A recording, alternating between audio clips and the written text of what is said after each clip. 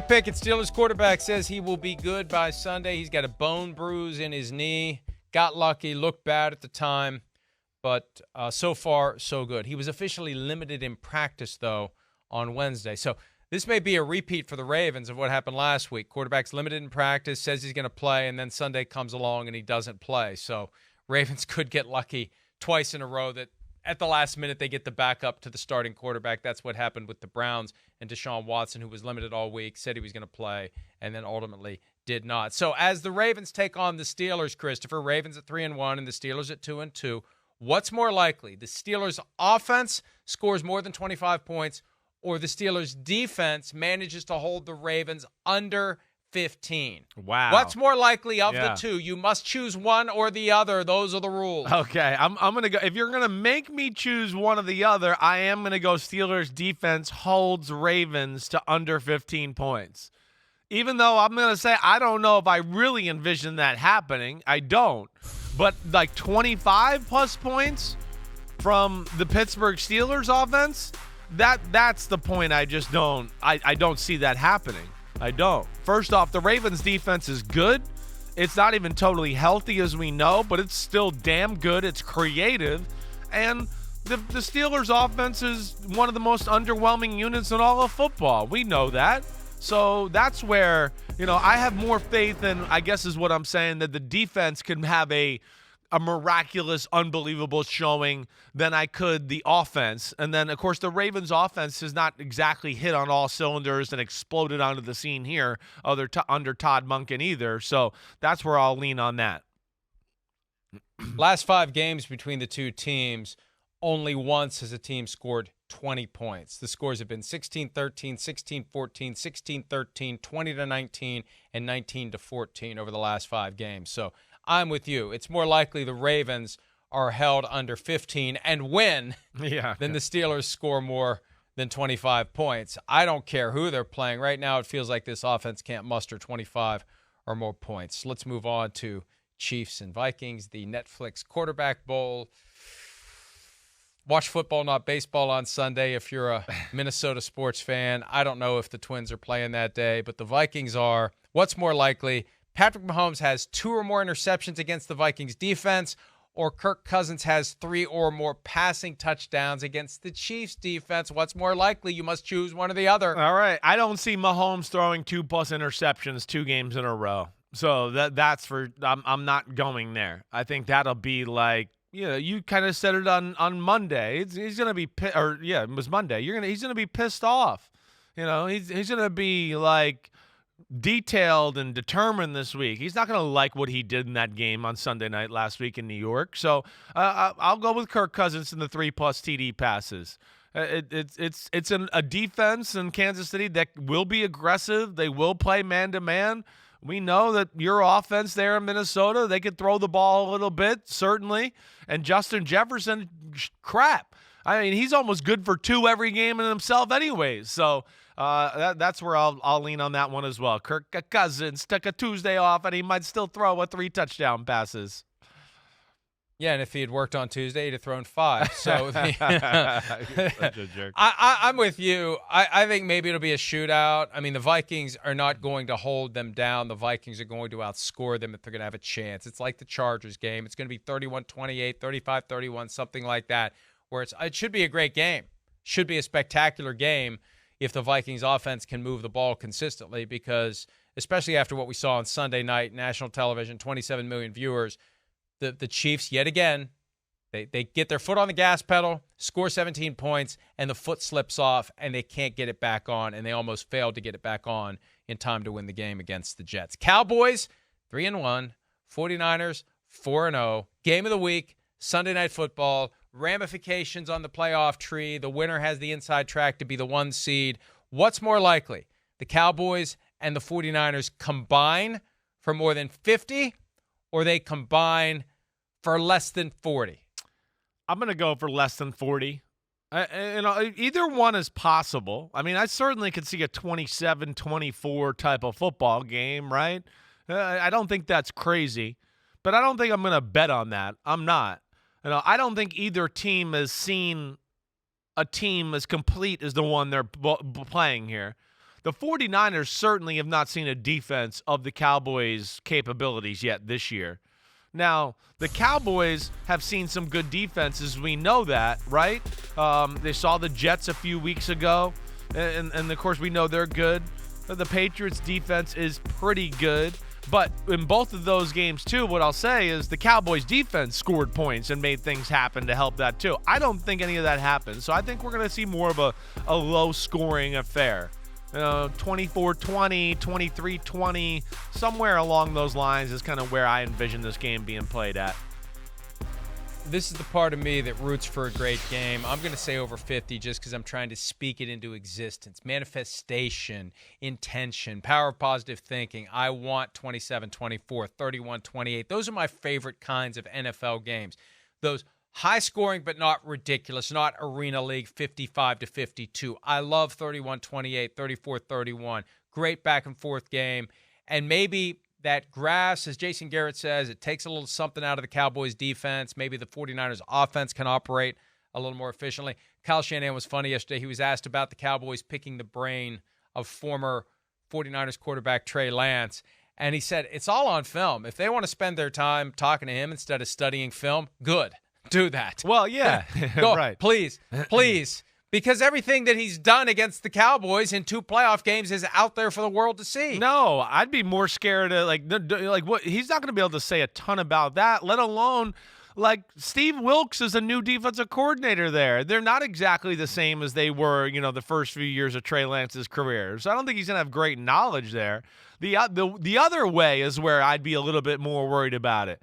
Where Dan Quinn goes into Trey Lance and he's like, hey, what do you think they're checking to here? And how are they packaging this play together here? And blah, blah, blah. That to me is where you can maybe glean something a little bit about the situation. But yeah, I think, it's a little bit of an overblown talking point when teams kind of get into this at times. Bengals are desperate at 1-3. Here's Joe Burrow from yesterday talking about the status of his calf injury and the importance of this weekend's visit to the Arizona Cardinals. Yeah, this is the best I've felt after a game, so I'm optimistic. No, my ability to throw hasn't been affected. Mainly just my ability to move in the pocket, run for first downs, extend plays by that little extra second. Joe, as part of your thinking right now, we can find a way to win the next 2 games and get to the bye, my calf has a chance to significantly recover. We're just focused on winning this week. We got to be 1-0 this week. We'll worry about next week when it comes. We'll worry about the bye week when it comes. I'm laser focused on the day-to-day process right now, getting better. Does it feel like a must-win game to you guys in the locker room? Yes. One word, yes. And it is. You can't fall to 1-4. You can't lose to the Cardinals and fall to 1-4. When you look at the rest of that schedule, no. You get to 1-4, you can maybe lose 2 more, 3 more, the balance of the entire season, or you're not going to make it into the AFC playoff field. They are getting closer and closer to the moment where that window is about to close and they got to run the table. And they could end up like one of those teams we saw last year with the Lions and the Steelers, where they make a late run, but they don't get in because of all those losses they had early in the year. So this one is critical. The topic at hand then. What's more likely? Joe Burrow has 2 or more passing touchdowns, or Josh Dobbs has an interception. He's only one of 3 starting quarterbacks who have 0 so far this year. The other 2 are C.J. Stroud and Brock Purdy. Well, this is a tough one. I mean, Arizona's defense is no cupcake here, right? I mean, Arizona's scary in general. They are. They're coached damn well on both sides of the ball. Their offense can sustain drives and stay on the field. I mean, I think, even what we saw last week, they hung around with the 49ers a little longer than we all expected. They've done that every week. I'm going to go Josh Dobbs as an interception just because I got no faith in the Bengals offense right now. You've been hearing me talk about them and what they do. I'm concerned in every facet. Burrow's throwing it fine. There's no doubt. There's just not that many people to throw to that are open. They're not creative. They can't block anybody in the run game or the pass game. And so because of that, I got to see them throw 2 touchdown passes or more in a game first before I jump on the bandwagon of that. And Arizona's not bad on the defensive side of the ball. And especially when it's a simple offense versus a smart defensive mind like Gannon to a degree, yeah, I'm going to go with Dobbs throws an interception. And that assessment of his calf is misleading. He said it's the best he's felt after a game. That still doesn't mean it's 100%, although right. He wasn't listed at all on the injury report yesterday, which implies he's not even getting treatment for it. Because if you get treatment, then you get listed as fully participating in practice with your calf injury in parentheses after that. He's not even on the report at all, which means if he's doing anything, he's doing it on his own, off-grid. The team's not doing it. But I still think it can't be 100%. It was just a week and a half ago, 2 weeks ago, where he had that obvious aggravation of the calf injury. All right, Jaguars versus the Bills in London, early Sunday morning, the Josh Allen Bowl. The last time they played in 2021, Josh Allen had a sack and an interception, and Josh Allen, the quarterback, had no passing touchdowns and 2 picks. The Jaguars won the game 9-6. So what's more likely? Josh Allen, the defensive lineman, has 2 or more sacks, or Josh Allen, the quarterback, has 2 or more passing touchdowns on Sunday, Chris? I'm going to go with my boy Blue on this one. And Josh Allen has 2+ pass touchdowns. I mean, 2 things. The Bills' O-line is as good as we've seen it. That's the first thing I'll say. Like, throughout this little era of McDermott and Josh Allen, this is the best they've played. So I look at that. Allen is on fire on the offensive side of the ball. Smart splash plays, sizzle plays. You got it all going right now. They got it all going as an offensive football team. They got it going as a team. I would sit here and argue that the last 3 weeks that – right? I don't know. You might push back. You tell me what you think. But other than the 49ers, I would say the last 3 weeks, the Bills have been the most impressive team in football. That's how strongly I feel with how they've looked on the field. So, yeah, I'm going to go with my boy Blue, and then he gets the 2+ pass TDs in this one. Interesting experiment this time, because this is the first time that a team has played 2 straight games in London. The Jaguars have been there and will have been there for over a week. The Bills, I think, are already over there. They've decided to go over early. I think they're there. I think. I never know. It used to be big news like, oh, they're going early. Oh, they're going right before the game. But I think I saw they're already over there. Regardless, the Jaguars are ensconced in London. I still think Josh Allen, the quarterback, is going to have the 2 or more passing touchdowns. They woke up. The Jenga Tower was shaky against the Jets week 1, stabilized against the Raiders week 2, and the Bills are awake, and the Bills are ready to do what they need to do. So I believe fully in Josh Allen, the quarterback. What? Nothing against Josh Allen, the defensive lineman, we like him but too. I believe fully in Josh Allen, the quarterback. Yeah, no, I hear you there. And you know what? First off, I love Jenga. Jenga's a great game. Okay. Also though, with this, you think it's a good thing or a bad thing that Jacksonville's there all week, right? Like, as a player, I sit there and go, because I know how players can be, and I go, I don't think it's a good thing, right? There's too many, I've never seen this. I've never been there. I heard about this hot spot. I heard about this hot spot.